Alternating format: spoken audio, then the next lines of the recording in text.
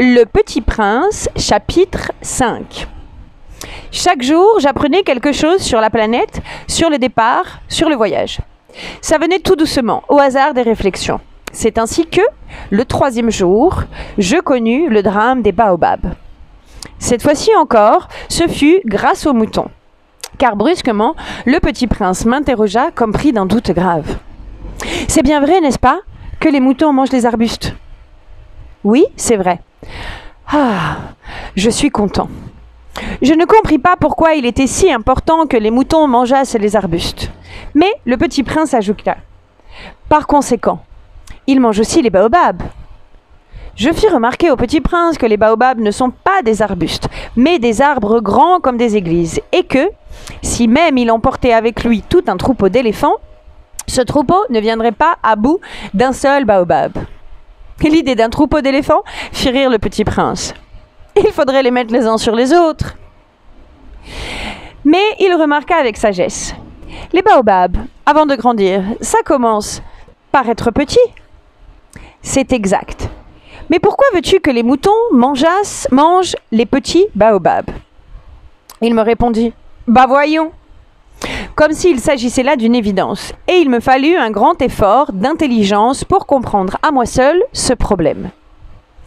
En effet, sur la planète du Petit Prince, il y avait, comme sur toutes les planètes, de mauvaises herbes et de bonnes herbes. De bonnes herbes et de mauvaises herbes. Par conséquent, de bonnes graines de bonnes herbes et de mauvaises graines de mauvaises herbes.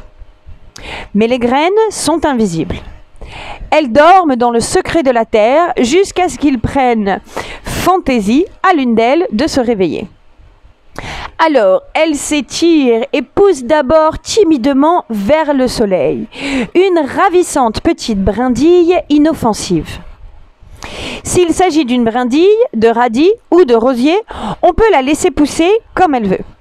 Mais s'il s'agit d'une mauvaise plante, il faut arracher la plante aussitôt, dès qu'on a su la reconnaître. Or, il y avait des graines terribles sur la planète du Petit Prince. C'étaient les graines de baobab. Le sol de la planète en était infesté. Or, un baobab, si l'on s'y prend trop tard, on ne peut jamais plus s'en débarrasser. Il encombre toute la planète. Il la perfore de ses racines. Et si la planète est trop petite, et si les baobabs sont trop nombreux, ils la font éclater.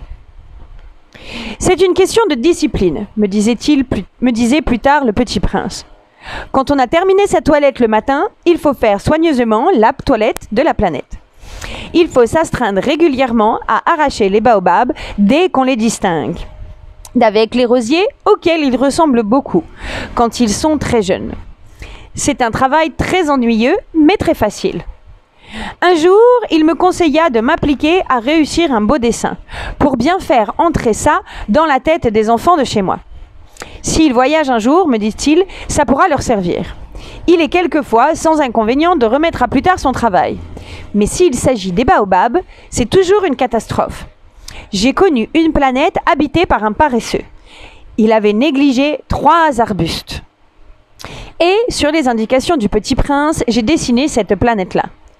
Je n'aime guère prendre le ton d'un moraliste, mais le danger des baobabs est si peu connu et les risques courus par celui qui s'égarerait dans un astéroïde sont si considérables que, pour une fois, je fais exception à ma réserve.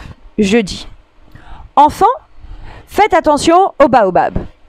C'est pour avertir mes amis d'un danger qu'ils frôlaient depuis longtemps, comme moi-même, sans le connaître. Et j'ai tant travaillé. C'est pour avertir mes amis d'un danger qu'ils frôlaient depuis longtemps, comme moi-même, sans le connaître, que j'ai tant travaillé ce dessin-là. La leçon que je donnais en valait la peine. Vous vous demanderez peut-être, pourquoi n'y a-t-il pas dans ce livre d'autres dessins aussi grandioses que le dessin des baobabs? La réponse est bien simple.